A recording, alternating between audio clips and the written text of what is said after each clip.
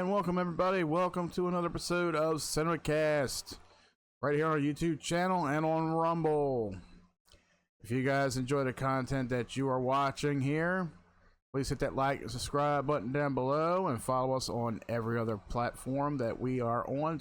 Everything is in the description section down below. Let me say something real quick. I bet you stick your head in the fire if I told you could see hell. Meanwhile, you're too stupid to realize you got a demon sticking out of your ass going, "Holy Miss Moly, got me a live one." I bet I could fit that quote in here for this movie. Now, that quote is from the 2003 Rob Zombie debut of his movie House of a Thousand Corpses. Brilliantly recited by Bill Moseley. I guess I can use that quote to reference this movie, today's feature, which is 2010's Camp Hell, an American horror film. Now, let me put that out there. The phrase American horror film is to be used very, very loosely with this movie, especially starring somebody named Bruce Davison. Now, Bruce Davison, the face may look familiar to you if you see it on the poster. He was in a slew of movies over the last 30, 40 years. I've seen him in quite a handful of movies myself, especially in the movies X-Men and X2 as Senator Robert Kelly. And I've seen him in a few other movies as well since then. He was in a movie Titanic too. Oh, I've never seen that one, but yeah, that's a horror movie right there. I suppose a horror movie. But he was in a lot of movies you guys probably remember seeing throughout the time. Now, here's something very odd about this that I am not seeing here. This movie came out in 2010. Let me double check that. I might be thinking... Oh, there it is. Okay. I had to go back on that. Let me tell you, when it comes to a movie like this, it's a very rare occasion that I come across a film that I watch, and it's something that pisses me off with watching it. Luckily, I will say, I did not pay a penny for this film.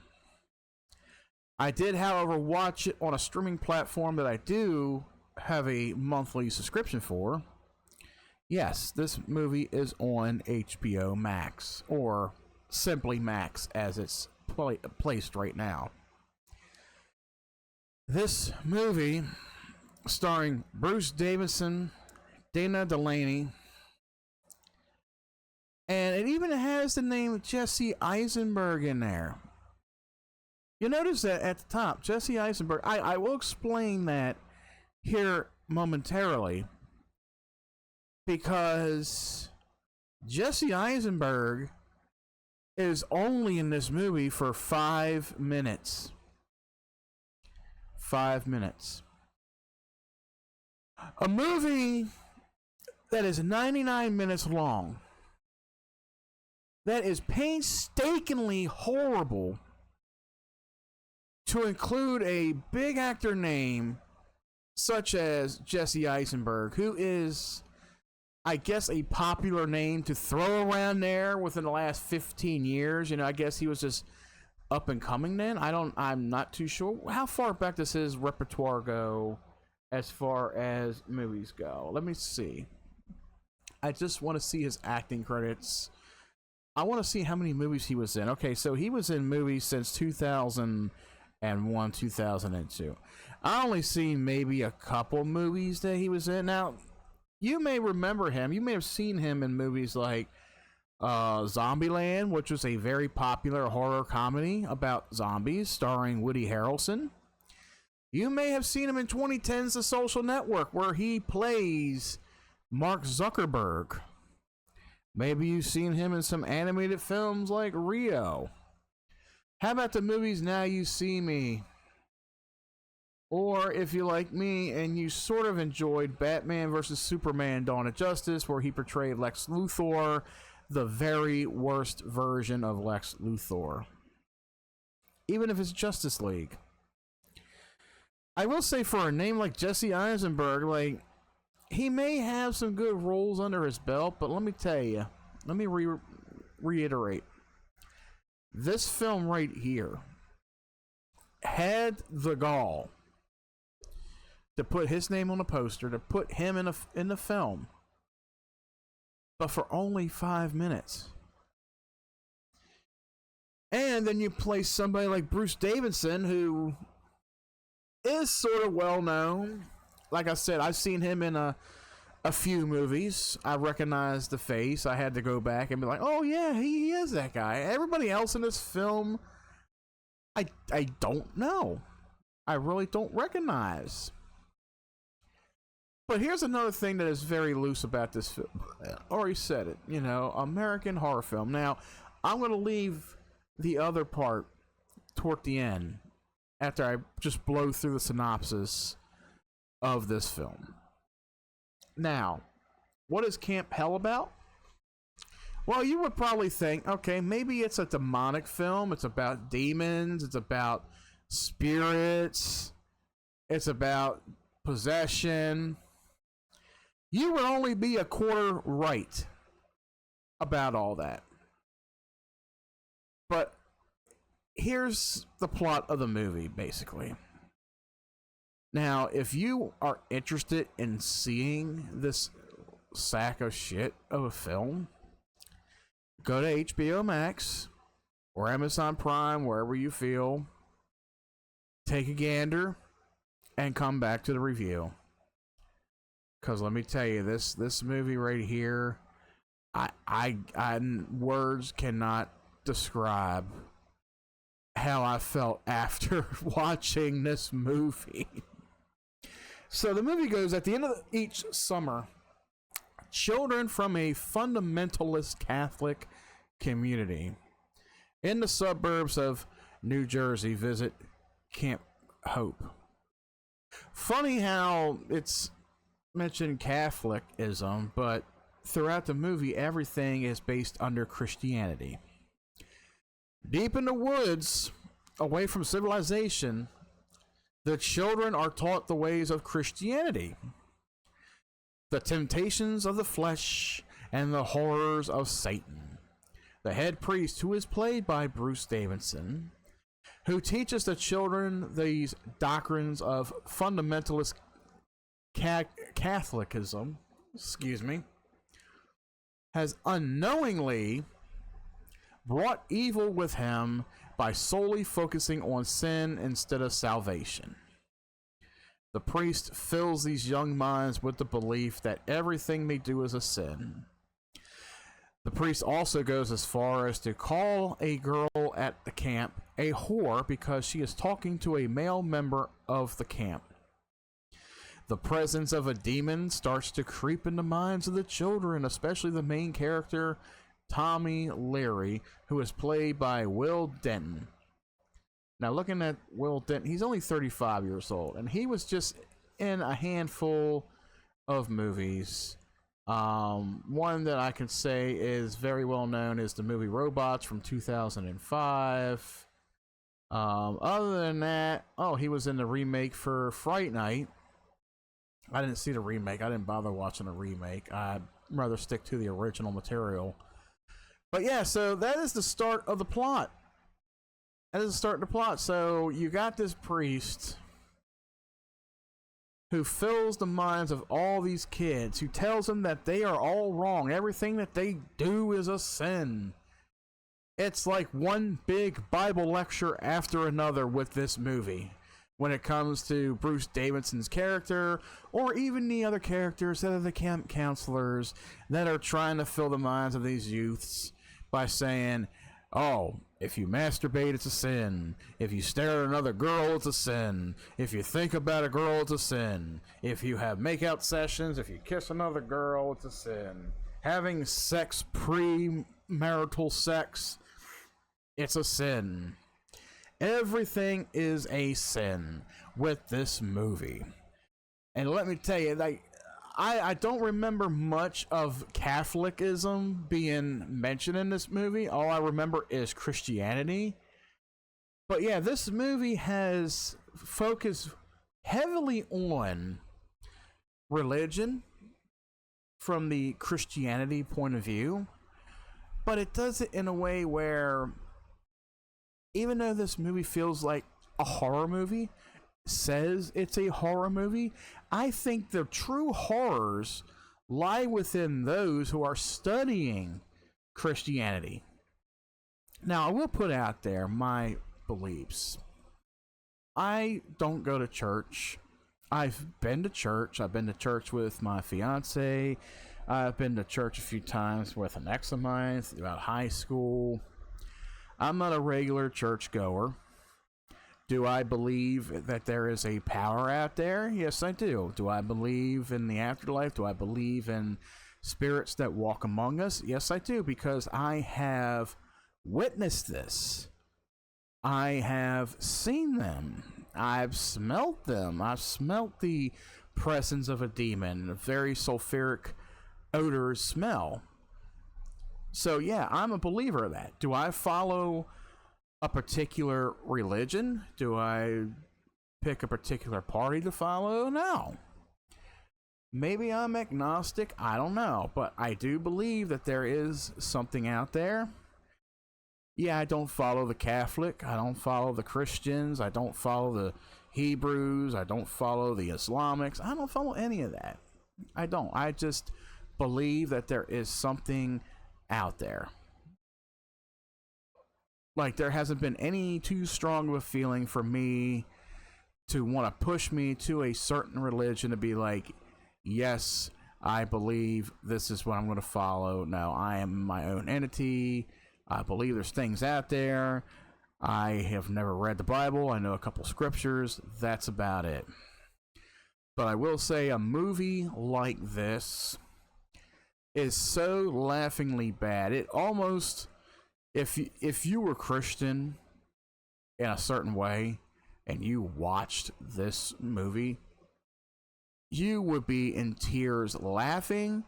Or maybe you'd be one of those hardcore Christians where you're like, you know what? I revoked my faith. I am no longer a Christian after watching this film.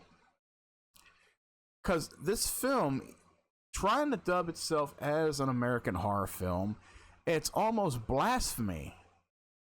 No, not almost. It is complete blasphemy of the Christian faith, the Catholic faith, or religion in general. Now, I get it. A lot of movies that focus on paranormal experiences, that focus on exorcisms, possessions, and all, there is going to be religion involved with that kind of thing. There always is.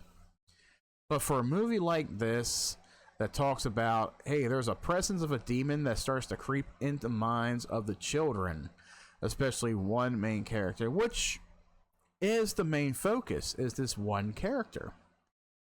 There's a couple other students that talk about having nightmares and seeing this presence and all, but the priest just passes it off as like, well, you have got to repent for your sins. You've got to confess everything that you do. If you confess everything that you do as a sin, you will be free.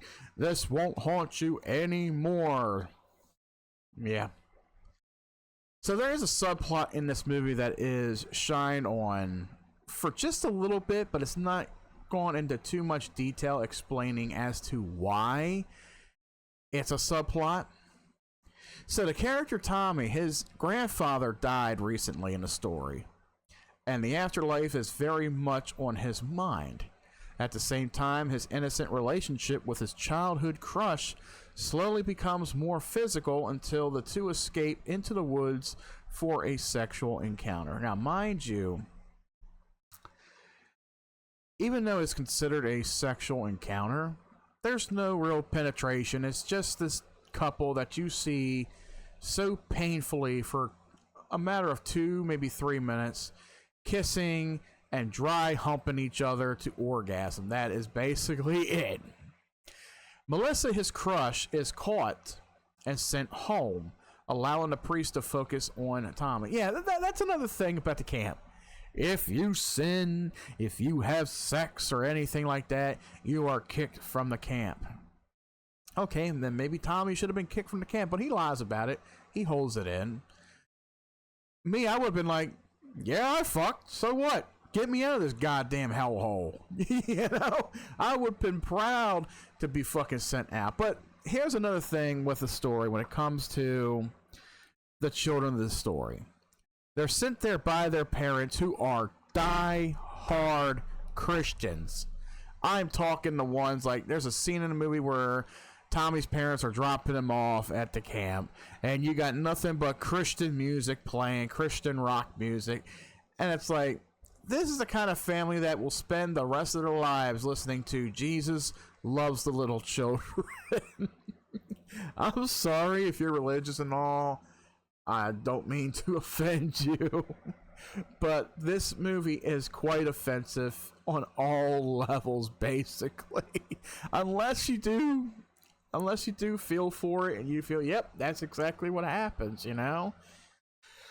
But the parents have a stronger belief in the faith, and they send their kids there. There's even a part where he's talking to his dad, and his dad's like, I'm heavily disappointed in you, da-da-da-da, for this. Your mother wants to talk to you. And it's like, oh my God. It was just a hard scene to watch because of how embarrassingly cringe it really was for this kid who just committed this act of sin in the woods with another girl, to have his dad tell him on the phone, I am very disappointed in you. We didn't send you there for that. Da da da da da da, you know? So, the priest takes Tommy to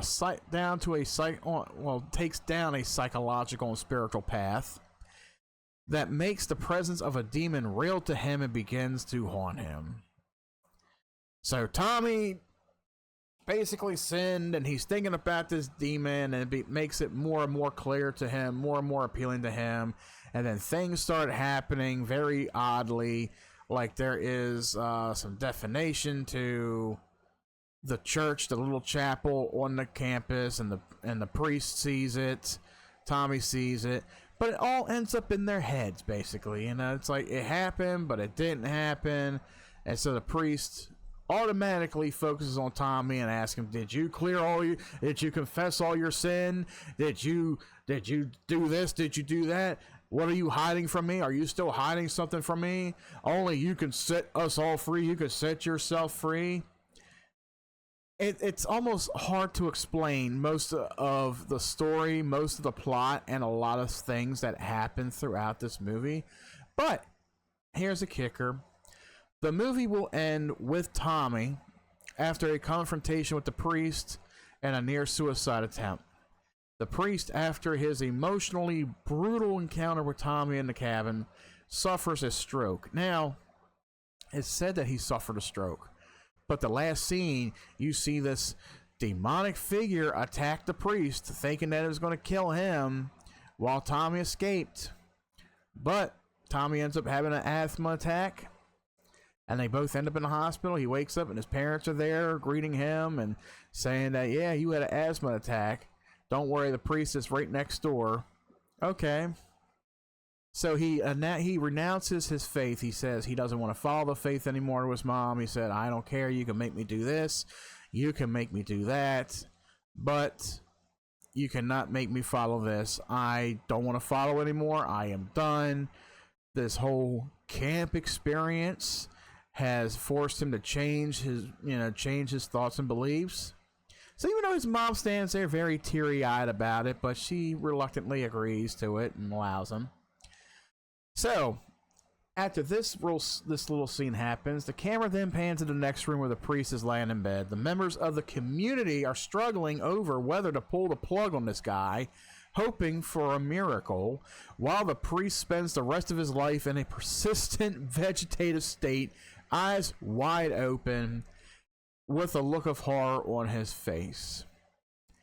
And one of the camp counselors there, he literally says, "Oh, just pull the plug. God will save him. God will heal him." And I'm just sitting there laughing, and I'm like, dude, that's not how that works. That's not how that works at all. You want to sit there and say, don't worry, God will save the priest. He'll save the father. He will. He'll heal him. Yeah, that's not how all that works. So then it cuts to on the way home from the hospital. Tommy finds a note that was given to him by Melissa telling him when he can find her and be with her. As the car drives on, he opens the window and throws out the copy of Dante's Inferno, which falls open on the road with a picture of the demon. And then the movie ends. Now, here is the biggest kicker of this film. Mind you, this whole film was just absolute garbage to watch. It was incredible. I don't want to say it was boring. There were spots in this film that were boring. I tried to pay attention to certain aspects of the film, but I will say, like, the true horror of it is the fact that painfully watching this film of a group of Christians in a fucking camped area being told that they can't do this, they can't do that, they're sinners for life, this and that, da da da da. You got the priest that's calling this teenage girl a whore because she's out and about walking and talking with this boy, and she is a whore. She ain't even done anything yet. You got a camp counselor who pulls out a Spawn comic book from the bag of one of the kids at camp and tears it up in front of him and tells him to pick it up and throw it away.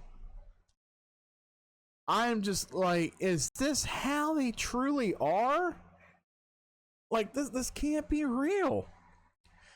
Now, like I said, not only is it blasphemic to call this movie a horror film, not only is it blasphemic to put Jesse Eisenberg on the poster advertising this movie as a Jesse Eisenberg film when he was only in it for 5 minutes, but before the end credits roll, on screen pops up based on actual events. I shit you not, people. This movie had the balls to say it was based on actual events. And I called bullshit immediately. I even looked it up. I said, is the movie Camp Hell based on true events? And lo and behold, the answer, no. It was not based on true events. So how dare the director, what's his name, George Van Buskirk, how dare the production company Hole Digger Films, and how dare Lionsgate, who distributed this film,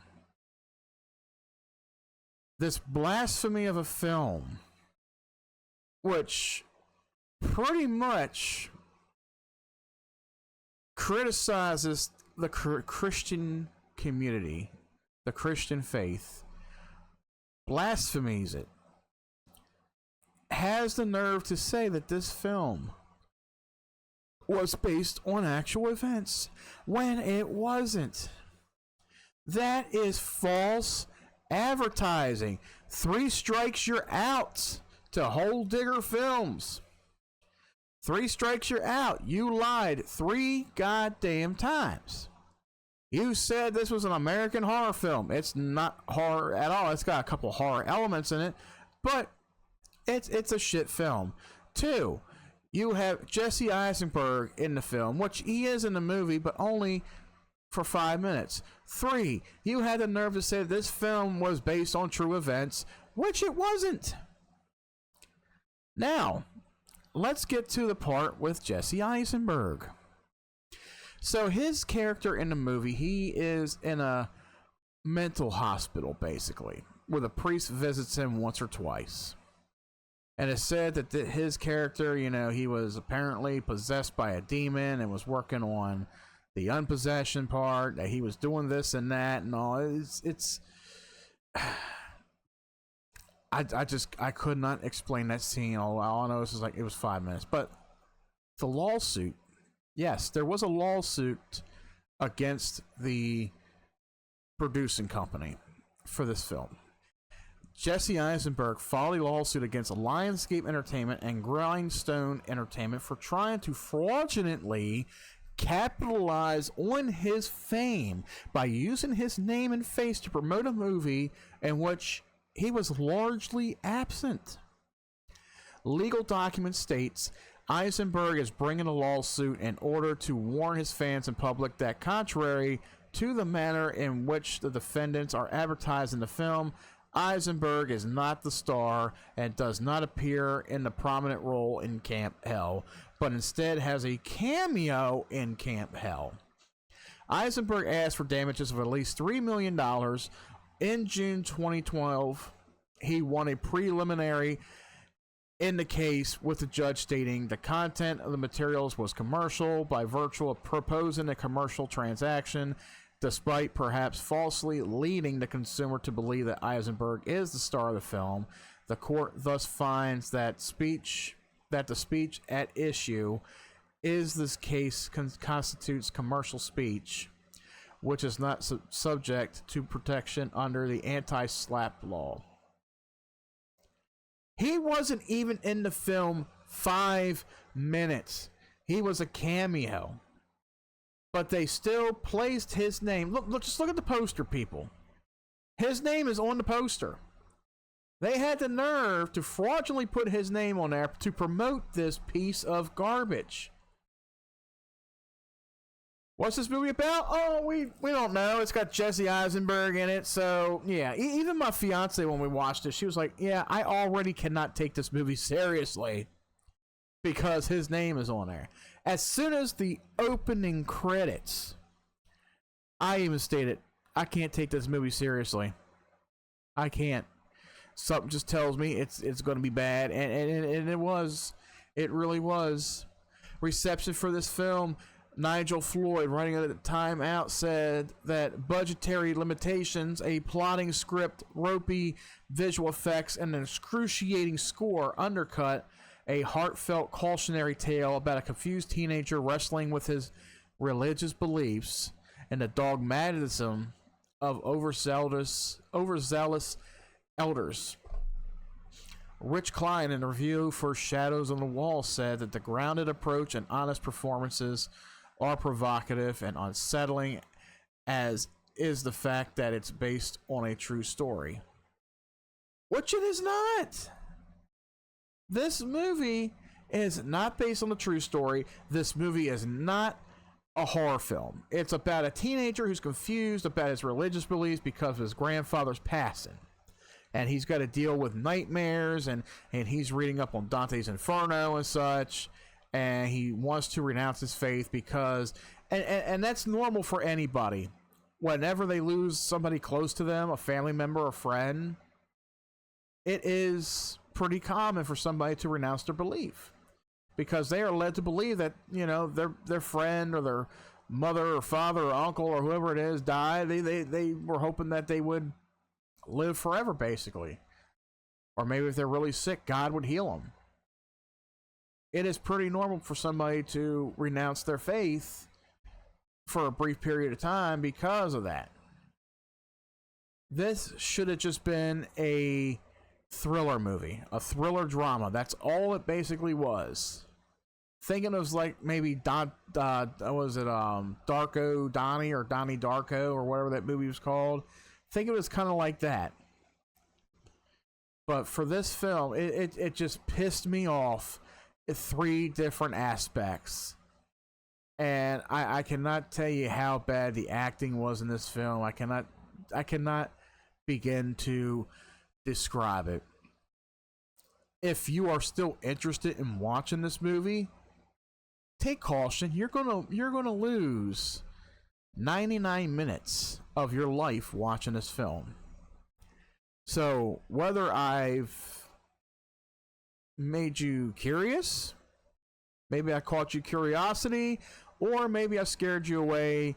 Either way, go into this film very open-minded, with very low expectations.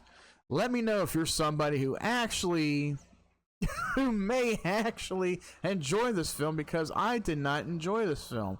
In fact, this is going to be the lowest grading film that I have ever reviewed on this podcast, people. My review for this film is, since I'm giving movies halves, I'm only going to give this 0.5 out of 10. I'm sorry. I want to give it a 1 star. I wanted to give it a 1 out of 10. But, you know, just me being me, with 3 different things that are very blasphemous about this film, I just give it a 0.5 out of 10. I am sorry. But did you guys see this movie? What did you think about it? Is this a movie that you would recommend, that you do want to recommend, that you do enjoy? Let me know down in the comments section. Let me know if I'm being very blasphemous about this film. But let me tell you, this is one of those rare occasions where I just feel pissed off. And I don't know why, after watching this tremendous heap of garbage. And that does it for today's episode of Cinemacast, guys. Thank you for watching. Thank you for making it through this painstakingly bad review of this movie, because it's truly off the walls. It's batshit crazy. If you guys made it this far in the review, please leave a like and subscribe down below. Thank you very much, guys. Thank you for joining me for today's feature, which was Camp Hell. And until next time, guys, catch you right back here at the cinema.